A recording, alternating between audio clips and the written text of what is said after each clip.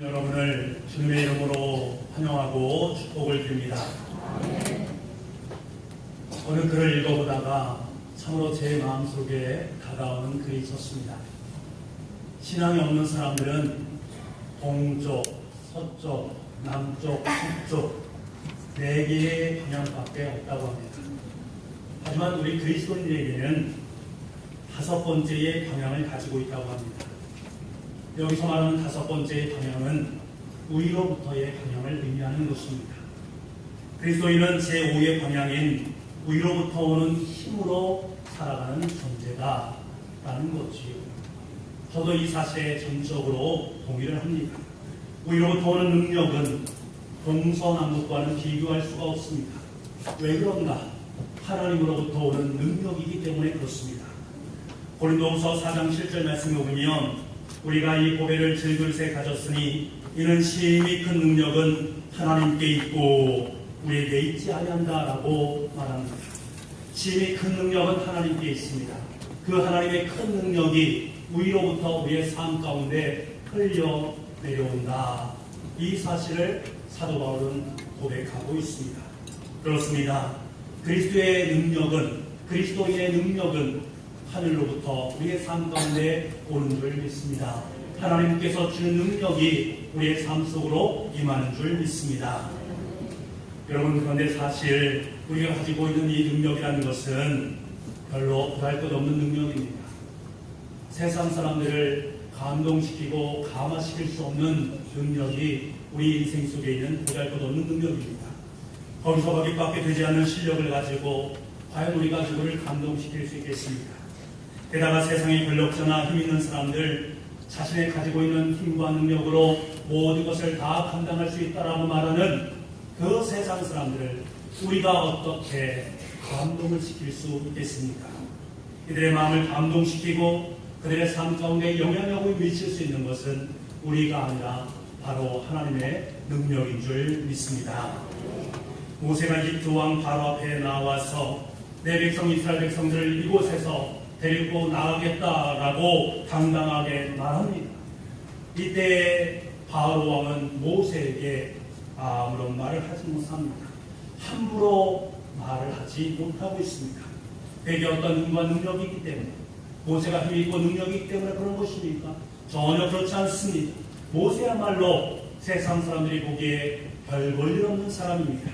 과거에는 왕자였지만 지금은 이집트 사람을 죽인 살인자, 지명 수배자에 불과했습니다. 그는 능력이 없습니다. 하지만 아론은 모세를 함부로 대하지 못하고 있습니다. 그 이유가 무엇입니까? 모세와 함께 하시는 하나님의 위엄과 권세가 바로로 하여금 모세를 함부로 할 수 없도록 만들었다 하는 사실입니다. 이런 의미에서 세상에서 가장 무서운 사람, 세상의 힘과 능력을 가지고 있는 사람이 아닙니다. 세상에서 가장 무서운 사람은 하나님과 함께하는 사람인 줄 믿습니다. 하나님과 함께하시는 사람, 하나님과 함께하는 그 사람은 하나님의 힘과 능력을 덧입기 때문입니다. 구흥사 무디 목사님의 유명한 찬송 인도자였던 생키라는 사람이 있습니다. 이 생키가 찬양을 얼마나 은혜스럽게 잘 드렸는지 모릅니다. 이 사람 한 번은 여객선을 타고 여행을 하고 있습니다. 신문에서 그의 얼굴을 보았던 사람들이 그에게 몰려듭니다. 그리고요, 그에게 찬송을 불러달라고 졸라댑니다. 선한 목자 되신 우리 주여를 좀 불러주십시오 라고 졸라댑니다. 그러자 그는 찬송을 부르기 시작합니다. 그의 찬송을 들으면서 많은 사람들이 감동을 받게 됩니다. 그 찬송을 다 부르고 나자 한 사람이 그에게 다가와서 그에게 말합니다. 생키 선생님, 남북전쟁 당시에 당신은 국군으로 참전하지 않았습니까? 라고 묻습니다. 예, 저는 국군으로 참전했습니다. 저는 그때 남군으로 참전한 사람입니다. 그때 제가 당신을 보았습니다. 라고 말합니다. 당신은 국군의 파란 군복을 입고 있었고 그 밤은 망월이었는데 제 사정거리 안에 있었습니다.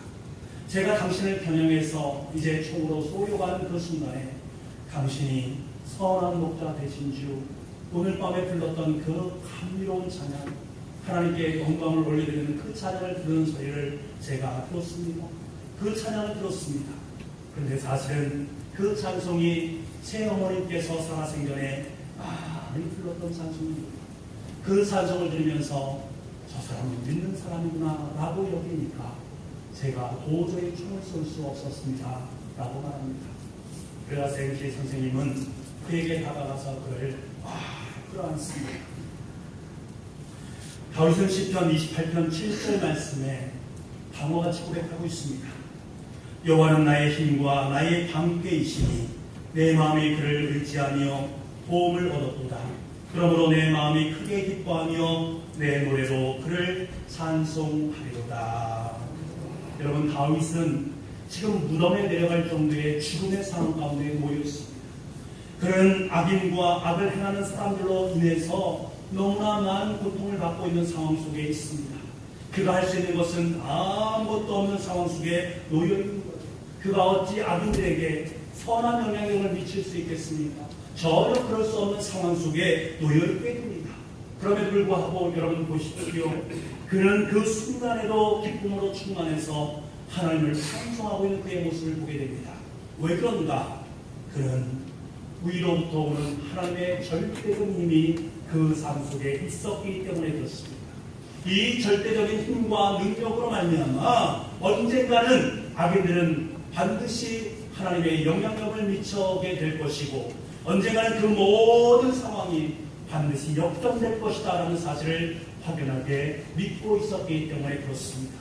이 사실을 마음속에 깨닫고 나자 이 다윗은 너무나 감사하고 자신의 삶 속에 임한 힘과 능력 그리고 그들을 변화시켜서 하나님 나라를 찬송하는 사람으로 만들어 가실 하나님의 힘과 능력을 그는 믿었기 때문에 도리어 그 자리에서 하나님을 기뻐하면서 감사의 찬송을 올려드리고 있습니다. 여러분, 오늘날 교회가 세상에 영향력을 미치기 위해서는 하나님께서 함께하는 교회, 하나님께서 함께하는 성도, 그러한 인식을 우리 가운데 품고 있어야 되고 또 세상 사람들도 그것을 볼 수 있어야 됩니다. 여러분, 이것이 억지로 되는 것입니까? 우리가 하고자 해서 되는 것입니까? 내가 일부러 보여주려고 애를 쓴다고 해서 이것이 이루어지는 것입니까? 그렇지 않습니다. 우리가 믿음으로 살고 하나님의 자녀로 구별되어서 삶을 살아가면 나는 죽고 예수 그리스도로 내 삶 속에 살아 역사하면 자연스럽게 좋은 영향력을 미칠 수 있게 됩니다. 세상 사람들이 느낄 수 있어야 합니다. 예수 믿는 사람들은 분명히 자신들과 차원이 다른 삶을 살고 있다. 우리는 될 일만 하면서 열심히 찾아서 그 일을 하고 있는데 세상 사람들은 그렇게 삶을 살고 있는데 저 예수 믿는 사람들은 되지 않은 그 일을 더 기뻐하면서 더 감사하면서 더 찬송하면서 삶을 살고 있으니 너무나도 신기하다. 이런 소리를 우리는 들어야 되는 거예요. 예를 들면 음식점을 하는데 남들은 주일날 다 문을 엽니다. 나는 구별된 사람이기 때문에 주일에 문을 닫고 평일에 열심히 사역을 감당하지요. 남들은 술을 팝니다. 술을 안 팔면 남는 게 없다라고 말하면서 반드시 술을 팔아야 된다고 말합니다만 나는 하나님 앞에 뜻을 정하고 있으니 도저히 술을 팔 수는 없습니다. 이런 모습을 보면서 사람들은 말하는 거예요. 저러고도 장사할 수 있겠는가? 저러고도 장사할 수 있겠는가? 저 집이 잘 되면 내 손에 장을 치겠다라고 사람들은 말을 합니다. 하지만 시간이 지나면서 술을 팔지 아니하고 주일날 장사를 안 하는데도 장사가 더 잘 되고 다른 집보다 더 기괴해서 풍성한 하나님의 은혜를 누리는 거예요. 이때 사람들은 깜짝 놀라는 것입니다. 도저히 믿겨지지 않는 거예요. 상식에 벗어나기 때문에 그렇습니다. 비상식적으로 하는데 하는 일마다 형통한 것입니다. 이때 비로소 사람들의 입술을 통해서 이런 고백이 나오게 되지요. 저건 아무리 보아도 사람이 하는 일 같지 않다. 아무리 보아도 사람이 하는 일 같지 않다. 저기는 분명히 상사가 잘합니다. 내가 유심히 살펴보니 그와 함께 하시는 하나님 때문에 그런 것 같다. 라는 귀한 소리. 이때가 비로소 우리의 삶이 그들에게 좋은 영향력을 미치게 되는 것입니다. 그럼에도 불구하고 때로는 장사가 안 될 수도 있습니다. 그때 괜스럽게 걱정스러운 표정을 지으면서 위로하며 말을 하지요. 거봐, 예수 믿는다고 다 잘 되는 거 아니잖아. 그렇게까지 할 필요가 없잖아. 예수 믿는 사람들 보니까 다 문 열고 다 술 팔고 그렇게 하면서 장사를 하는데 뭐 당신만 유별나게 그렇게 할 필요가 있겠어. 그냥 세상 사람들과 똑같이 하면 돼. 하나님께서 옆에서 도와주지 않을 거야. 도와주실 거야. 그러니까 그렇게 하라 라고 격려하고 위로하는 것처럼 말합니다. 그때 이렇게 응수합니다. 괜찮습니다. 적게 벌면 적게 쓰고 많이 벌면 많이 쓰면 됩니다. 먹고 살면 되지 않습니까? 다 때가 되면 하나님께서 이루어 주실 줄 믿습니다. 그렇지 않을지라도 저는 하나님께 감사합니다. 이러한 고백을 올려드릴 때 사람들에게 영향을 미칠 수 있게 됩니다. 사랑하는 성도 여러분, 우리는 예수님께 속한 그리스도인들입니다. 우리는 제5의 방향으로 도는 하나님의 절대적인 힘을 의지하며 살아가는 하나님의 사람들임을 확연하게 믿습니다. 이 힘과 능력으로 우리는 살아가는 것, 하나님의 힘과 능력으로 살아가는 존재이기 때문에 우리가 바라볼 것은 세상의 힘과 능력이 아니라 하늘로부터 오는 하나님의 힘과 능력인 것입니다. 그럴 때야 비로소 우리는 그 능력에 던짐으로써 세상을 조금씩 변화시켜 나가게 됩니다. 그리고 마침내 그들의 입술을 통해서 예수 믿는 사람들은 뭔가 다르다. 이런 틀림없이 하나님께서 그의 인생을 돕기 때문이다. 라는 아름다운 은혜로운 음성이 우리의 귓절에 들려올 줄 믿습니다. 오늘 본문을 보면 그라랑 아비멜렉이 군대장관 빌볼과 함께 아브라함을 찾아왔습니다. 이 사람들은 블레셋 사람들입니다. 블레셋 그 지역의 최고의 통치자요 땅의 주인인 사람이 바로 아비멜렉입니다. 그런 아비멜렉이 지금 아브라함을 찾아오고 있습니다. 여러분 생각해 보시겠지요. 왕이 자기 땅을 거주하고 있는 왕의 땅에 거주하고 있는 일개 이스라엘의 족장을 찾아오는 것 흔한 일이 아니지 않습니까? 일개 족장이 왕에게 찾아가는 것이 다른 것인데 왕이 지금 아브라함에게 찾아온 것입니다. 흔하지 않은 일이에요. 아마도 그랄 왕국에서 처음으로 있는 일일 수도 있습니다. 왜 이러한 상황이 연출된 것일까? 왜 이런 일이 벌어진 것일까? 우리 22절과 23절의 말씀을 함께 읽어보겠습니다. 22절과 23절입니다. 시작.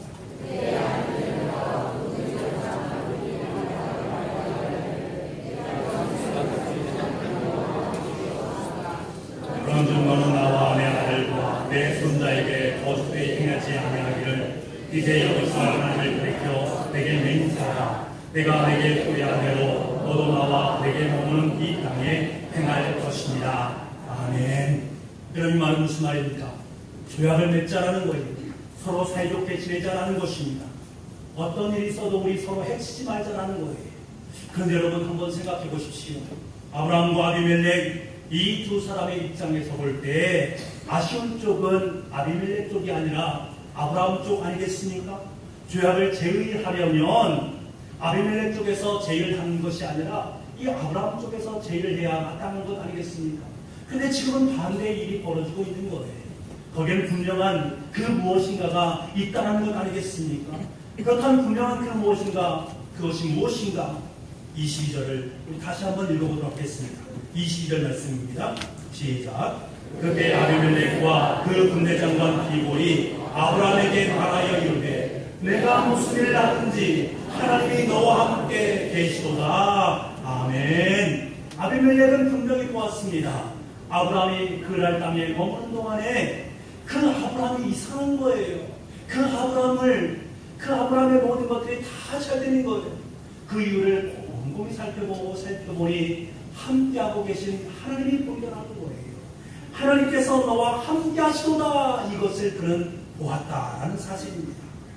지금부터 몇 년 전 아브라함이 그랄 땅에 처음 들어왔을 때 이런 일이 있었지 않습니까?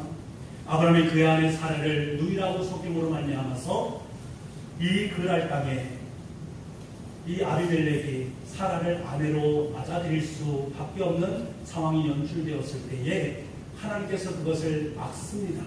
그로 인해서 아비멜렉은 하나님께 혼쭐이 나지요.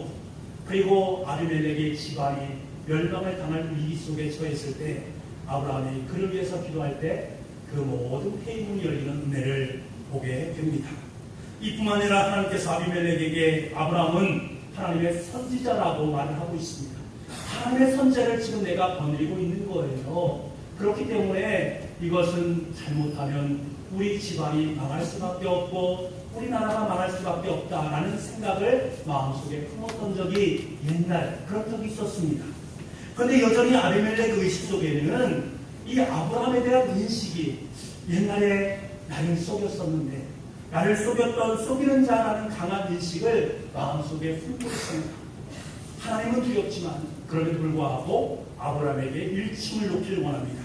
그래서 뭐라 합니까? 23절 말씀에 보니까 너는 나와 내 아들과 내 자손에게 거짓되이 행하지 아니하기를 이제 여기서 하나님을 가리켜 맹세하라. 하나님께 맹세하라. 뭐라고요? 거짓말하지 않기로 하나님께 맹세하라 라고 말을 하고 있습니다. 아비멜렉의 머릿속에는 예전에 분명 자신은 거짓말을 하지 않았고 아브라함은 거짓말을 했음에도 불구하고 하나님께서 손을 들어준 쪽은 자신이 아니라 아브라함이었다는 사실을 기억하고 있었습니다. 아브라함이 거짓말장이라는 사실을 알면서도 어찌하지 못하는 것은 하나님께서 아브라함을 아끼시고 함께하시기 때문에 잘못 건드리면 안 되겠다는 의식이 그 마음속에 있었다는 거예요. 어찌되었든 아비멜렉에 있어서 아브라함은 하나님께서 함께하는 사람, 하나님께서 도와주는 사람, 하나님께서 형통케하는 사람으로 인식되어졌다는 사실입니다. 그렇기 때문에 블레셋 땅에서 최고의 권력과 통치권을 가지고 있는 이 왕이 지금 아브라함에게 나와서 조아리면서 조약을 요청하고 있는 모습을 우리는 보게 됩니다. 사랑하는 북구가족 여러분, 이것이 바로 신앙의 힘인 줄 믿습니다. 이것이 하나님의 사람이 받는 권세인 줄 믿습니다.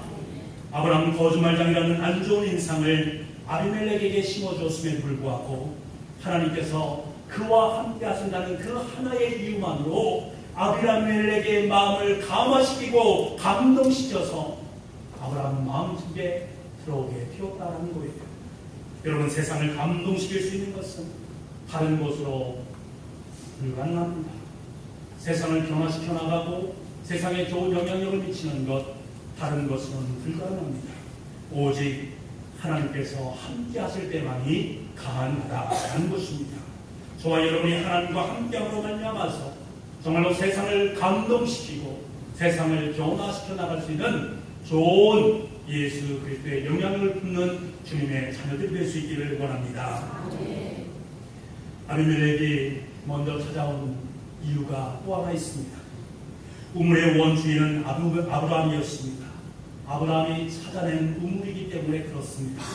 그런데 아비멜렉의 종들이 이 땅은 우리 땅이고 아비멜렉의 땅이니까 이 우물은 너희 것이 아니라 우리 것이다 라고 하면서 그 아브라함의 우물을 빼앗아 버리게 됩니다. 이 일에 대해서 아비멜렉이 몰랐겠습니까? 아비멜렉은 아브라함의 일거수일투족을 다 보고 있었기 때문에 너무나 잘 알고 있었습니다. 아비멜렉이 이 사실을 보았을 때 이것을 갖다가 어떻게 받아들일까 고민하다가 아브라함을 찾아가게 된 것입니다. 먼저 선수를 쳐서 하나님의 사람을 하나님으로부터의 그러한 저주로 벗어나야겠다라는 마음을 품게 된 것이지요. 하나님의 사람 아브라함은 잘못 건드린다며 내가 또다시 저주를 받을 수도 있다. 그래서 이대로 가면 안 되겠다라는 생각을 해서 저주가 먼저 임하기 전에 먼저 내가 그에게 나아가서 계약을 맺어서 이 위기를 넘겨야 되겠다라는 마음을 품게 되었다는 것입니다. 아브라함은 이 일에 대해서 전혀 알지 못하는 척 시침을 뚝 떼면서 이야기를 합니다. 26절 말씀해 보니 아비멜렉이 이르되 누가 그래야 했는지 내가 알지 못하노라. 너도 내게 알리지 아니하였고 나도 듣지 못하였더니 오늘에야 들었노라. 내가 종들에게도 듣지 못하고 당신에게도 듣지 못하고 오늘 그 이야기를 이제서야 들었다. 우리 종들이 잘못해서 당신의 우물을 빼앗았다는 것 이제야 들었다. 잡아떼고 있습니다. 아브라함에게 거짓말하지 말라라고 말하면서 지금 그가 거짓말을 하고 있는 것을 보게 됩니다. 그런데 여러분, 하나님께서는 당신의 사랑하는 자녀들에게 하늘의 지혜를 베풀어 주고 계십니다. 아브라함에게 지혜를 주십니다. 하나님께서 아브라함에게 작은 것을 주고 큰 것을 얻어내는 지혜를 하나님께서 그의 삶 가운데 주시고 있습니다. 아브라함은 아비멜렉에게 너의 종들이 나의 우물을 빼앗았다라고 책망하고 있습니다. 여기까지는 모든 사람들이 행한 반응입니다. 모든 사람들은 자기의 것을 빼앗기면 그 빼앗긴 것을 다시금 달라고 하지 않습니까? 아브라함도 지금 이야기하는 거예요. 너의 종들이 나의 우물을 빼앗았다라고 말을 합니다. 그러나 그에게는 하나님의 지혜가 있었습니다. 그런 우물을 돌려달라고 강요하지 않습니다. 도리어 27절 말씀에 보니까 양과 소를 아비멜렉에게 바치고 있습니다. 아브라함은 자신의 우물을 늑탈하기 위해서 거짓말을 하고 군대장과 비골과 함께 보면서 군사적으로 위협하고 있는 그 아비멜렉 앞에서 침착하고 지혜롭게 대처를 하고 있습니다. 먼저 그에게 선물을 바치는 거예요. 양과 소를 취해서 왕에게 선물을 바칩니다. 이 선물을 받은 아비멜렉 왕은 어떤 태도를 취했을까? 당황하지 않았겠습니까? 우물은 빼앗은 일에 대해서 이게 책망을 하는 순간에 야, 일이 어려워졌구나. 이제 하나님의 저주가 나에게 임할지도 모르겠구나 라는 생각을 갖고 있었는데 갑자기 그에게 소와 양을 선물로 주는 거예요. 그 순간 그의 마음속에 이제 됐구나 하는 쉼을 쉬었을 것이고 한편으로는 아브라함에게 미안한 마음도 품었을 것입니다. 바로 이때 아브라함은 아비멜렉에게 준 선물 가운데 암양 7마리를 따로 구별해 놓습니다. 이 모습을 보고 아비멜렉은 묻지요. 이렇게 암양 7개를 떼어놓는 그 이유가 무엇입니까? 이에 대해서 아브라함 뭐라 말합니까? 30절 말씀에 아브라함이 이르되 너는 내 손에서 이 암양 새끼 7을 받아 내가 이 우물판 증거를 삼으라 하고 선물을 덥석 받았습니다. 덥석 받은 그 선물 중에 7마리 암염소를 떼어놓습니다. 그리고서 이제 이것으로 증거를 삼자. 이 우물은 내 우물이다. 여러분 꼼짝 못합니다. 빠져나갈 방법이 없습니다. 이렇게 해서 아브라함은 다시금 우물을 되찾게 된 거예요. 여러분 양과 소는요 다시 나면 되지 않겠습니까? 하지만 우물은 생명의 젖줄입니다. 아무리 양과 소가 많이 있다 할지라도 우물이 없으면 며칠 있으면 그 양과 소는 다 죽을 수밖에 없는 것입니다. 작은 것을 주고 큰 것을 얻어낸 것입니다. 여러분 이것이 바로 하나님의 지혜입니다. 세상 사람들이 연연하고 있는 그것에 의존하지 않고 하나님께서 늘상 우리의 삶 속에 하늘의 지혜로 더 큰 것을 안겨주기를 원하십니다. 하나님의 지혜는 작은 것에 연연하지 않도록 만드는 것입니다. 하나님의 큰 것을 보라는 것입니다. 그 큰 것을 내 삶 속에 안겨주겠다라고 말씀하는 것입니다. 세상 사람들은 작은 것들에 몰두하고 있지만 하나님의 지혜를 품은 사람은 하나님의 큰 것을 바라오면서 그것을 향해서 묵묵히 하나님의 길을 걸어가는 사람이다 라는 사실입니다. 이제 어느 누구도 이 우물을 아브라함에게서 빼앗아갈 수가 없습니다. 그날 왕이 아브라함의 우물이라고 공포했기 때문에 그렇습니다. 그래서 이 이름을 맹세 우물 부엘세바라고 지었던 것이, 이것은 왕과 메사에 얻은 맹세의 우물이기 때문에 다른 사람은 no touch, 절대로 터치할 수 없다라고 고백하는 것입니다. 사랑하는 성도 여러분, 우리에게도 이러한 부엘세바가 더욱더 많아질 수 있기를 원합니다. 이것은 거저 얻어지는 것이 아닙니다. 아브라함이 열심히 찾아서 어렵게 공들여서 판 우물입니다. 우리가 열심히 손으로 수고한 대로 먹을 것을 얻는다라는 것, 그 속에 바로 부엘세바의 은혜가 있다라는 거예요. 곰곰이 생각해 보십시오. 나는 열심히 그것을 팠습니다. 그것 속에 하나님께서 우리의 삶 속에 허락하신 열매가 얼마나 크냐라는 거예요. 나는 작은 것을 바라면서 그것을 팠는데 돌아놓고 보니 하나님께서 내 인생 속에 얼마나 큰 열매로 함께하고 있는가. 원래 부엘세바의 의미는 맹세 우물이라는 뜻도 있지만 7 우물이라는 뜻도 있습니다. 7 우물, 7개의 우물이라는 거예요. 하나님의 응답은 바로 이러한 것입니다. 사람들은 하나의 초점을 맞추고 있지만, 하나의 우물에 모든 것을 만족하고 있지만, 하나님은 그 이면 속에 있는 7개의 우물, 완전한 우물을 우리의 삶 가운데 보여주시고 계시다라는 거예요. 야, 요 하나에 연연하지 말고 네 뒤에 펼쳐진 하나님의 큰 7 우물을 볼 수 있는 은혜가 너의 삶 속에 있어야 되지 않겠느냐. 그것을 바라보아라. 그것이 바로 부엘세바의 은혜다라고 말씀하고 계십니다. 여러분 돌아보십시오. 여러분의 가정을 돌아보시고 여러분의 삶을 돌아보십시오. 하나님께서 작은 것을 베풀어주신 그것이 아니라 내 삶 속에 펼쳐진 부엘세바의 은혜가 얼마나 크고 놀라운가. 그 완벽하신 하나님의 은총이 얼마나 큰 것인가 우리는 볼 수 있어야 됩니다. 볼 때 우리는 그것에 감사할 수 있고 감격할 수 있고 하나님 앞에 영광을 올려드릴 수 있는 은혜가 우리 가운데 있는 줄 믿습니다. 하나님께서 함께하는 사람 아브라함은 이 부엘세바의 은혜를 마음속에 간직했습니다. 늘 하나님께 감사했고 찬송했습니다. 그런데 그는 마음속에 이것을 나만 갖고 있어서는 안 되겠다. 내 후손들에게도 이 부엘세바의 은혜를 남겨줘야 되겠다. 그에게는 다음 세대를 준비할 수 있는 지혜가 있었다는 거지요. 여러분 33절 말씀을 함께 보겠습니다. 33절 말씀입니다. 시작. 에셀나무를 심고 거기서 영원하신 여호와의 이름을 불렀으며. 아멘. 아브라함이 부엘세바에서 에셀나무를 심습니다. 여러분 사람이 나무를 심을 때는 그냥 나무를 심는 것이 아니지 않습니까? 나무를 심는 이유가 있습니다. 아브라함은 이 땅에서 영원한 삶을 살 수가 없습니다. 하지만 이 나무와 그 자손들은 이 땅에 존재하는 한 계속해서 그 속에서 삶을 살아갈 수밖에 없습니다. 그는 미래에도 있을 이 나무를 생각하고 있는 거예요. 그의 후손들이 이 나무를 바라보면서 아브라함을 기억할 것이고 아브라함 믿음을 기억할 것이고 아브라함 삶 속에 함께 하신 하나님을 기억할 수 있을 거예요. 그것을 지금 보고 있다는 것입니다.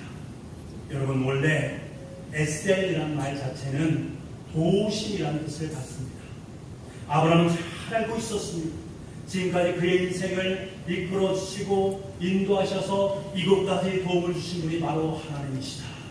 그 하나님께서는 나의 길을 인도하셨듯이 우리 자손들의 길을, 우리 후손들의 길을 그렇게 인도해 가실 것이다. 그리고 하나님의 그 도우심은 영원히 함께할 것이다 라는 사실을 너무나도 분명히 알고 있었습니다. 그런데 이것을 자녀에게 어떻게 전할까? 어떻게 전할까? 다음 세대에 이것을 어떻게 전할까? 고민하는 사이에 하나님께서 그의 삶 가운데 지혜를 주셨고 그 지혜의 결과 그는 에셀나무를 심었습니다. 도움을 주시는 하나님의 나무를 심었다라는 사실이에요. 여러분 이 나무는 미래의 후손들의 젖줄이 될 것입니다. 복의 근원이 될 것입니다. 아브라함은 이 순간에도 미래를 생각하고 그 후손들의 안위를 생각하고 있습니다. 이제 이 인물이 어느 순간 흙으로 덮여지고 회파된다 할지라도 그 후손들은 이 에셀나무를 보면서 이 에셀나무 옆에 있는 그것을 파게 되면 우물이 있을 것이다. 이것이 바로 하나님의 도움이다 라는 사실을 분명하게 기억하게 될 것입니다. 광야의 우물은 생명의 젖줄입니다. 가장 큰 재산입니다. 금과 필요 없는 곳이 바로 이 광야 땅입니다. 그런 곳에 후손들을 위해서 보험을 지도 대신 나무를 심고 있는 거예요. 훗날에 아브라함의 아들 이삭은 블레 사람들이 아브라함과 맺은 조약 그것을 계속 유지했으면 좋겠는데 나중에 가면 그것을 파괴하게 됩니다. 그러므로 말미암아서 그 이삭이 갖고 있는 그 모든 우물들을 다 메꿔버립니다. 그러므로 말미암아서 더 이상 이 우물 곁에 있을 수가 없어요. 싸울 수가 없습니다. 그래서 그 자리를 피해서 다른 우물로 이동을 하기 시작합니다. 그런데 이 이삭이 가는 곳마다 그는 금방 우물을 팔 수 있었습니다. 그 이유가 무엇인가? 그 이유가 무엇이겠습니까? 그곳에 팠을 뿐만 아니라 그곳에 가서 우물을 팠을 때에 그는 더 큰 부자가 되었고 더 풍성한 은혜를 누리게 되었다라고 성경은 말씀하고 있습니다. 어떻게 이것이 가능했는가? 그것은 바로 아버지 아브라함이 심어놓은 에셀나무 때문에 그렇습니다. 이 에셀나무를 바라보면서 그들은 옆에 있는 우물을 탈 수 있었다라는 거예요. 여러분, 하나님의 보물 지도를 가진 사람은 가진 것을 지키기 위해서 모든 총력을 다 기울이지 않습니다. 지금 내 삶 속에 있는 그것으로 만족하는 것이 아니라 나에게는 더 귀한 것들이 있다. 하나님께서 주신 보물 지도가 있다는 것을 깨달음으로 말미암아서 그것 때문에 현재의 삶을 삶 속에서 연연하지 않게 됩니다. 당대에 연연하지 않게 됩니다. 작은 것에 연연하지 않게 됩니다. 여러분, 아브라함처럼 우리는 앞을 내다보면서 에셀나무를 심을 수 있어야 됩니다. 여러분의 가정 속에, 우리 교회 속에 이 도심의 나무를 심을 수 있는 은혜가 있어야 됩니다. 그럴 때에 우리 또한, 우리의 자손 또한, 우리 교회 또한 하나님의 거룩한 역사를 계속해서 아름답게 써내려갈 줄 믿습니다. 아브라함은요, 이 심은 에셀나무 곁에서 영원하신 여호와 하나님을 찬송하고 있습니다. 이것은 이 땅을 아브라함과 그의 후손들에게 주시겠다라고 약속하신 하나님께서 내 자손들에게 반드시 이 약속을 지킬 것이다. 그리고 이 땅을 하나님께서 내 자손들에게 주실 것이다 라는 확신을 품는 것입니다. 영원하신 하나님께서 나에게 주신 약속, 우리 후손들에게도 동일하게 이루어질 것이다. 실제로 그날에 이스라엘이 가나안 땅을 모두 점령한 후에 가나안 땅의 최남단의 경계선을 구엘세바에 두고 있는 것을 보게 됩니다. 여러분, 아브라함의 약속이 지금 실현되고 있는 모습을 보게 되는 것이지. 영생하신 하나님을 믿었고 그 하나님의 약속이 삶 속에 성취된 것을 경험하고 있습니다. 사랑하는 국보가정 여러분, 여러분의 인생 속에 에셀나무를 심을 수 있는 저와 여러분 될 수 있기를 원합니다. 미래의 후손을 위해서 에셀나무, 도움을 주시는 하나님의 나무를 심을 수 있기를 원합니다. 그리고 에셀나무 밑에서 마음껏 영원하신 여호와 하나님의 이름을 부르며 찬송하며 살아갈 수 있는 저와 여러분 될 수 있기를 원합니다. 이것이 바로 저와 여러분의 가정 속에 가장 귀한 보물 지도다라는 사실을 꼭 기억할 수 있기를 원합니다. 하나님께서 함께 하시는 하나님의 사람은 이 보물 지도를 간직하는 거예요. 그리고 이 보물 지도를 우리 살아가는 삶의 삶 가운데 아름답게 계승해 나가는 것입니다. 우리의 가정 속에, 우리의 교회 속에, 우리의 삶 속에 에셀나무를 심으시고 그 모든 것을 살아가는 자녀들의 삶과 여러분의 가정 속에, 우리 교회 속에 계속적으로 승계시켜 나갈 수 있는 저와 여러분의 귀한 삶이 될 수 있기를 간절히 소망합니다. 기도하겠습니다. 아버지 하나님, 아브라함은 에셀나무를 심고 그곳에서 영원하신 여호와의 이름을 불렀습니다. 우리의 삶의 자리가 바로 그러하여 질 수 있기를 간절히 소망합니다.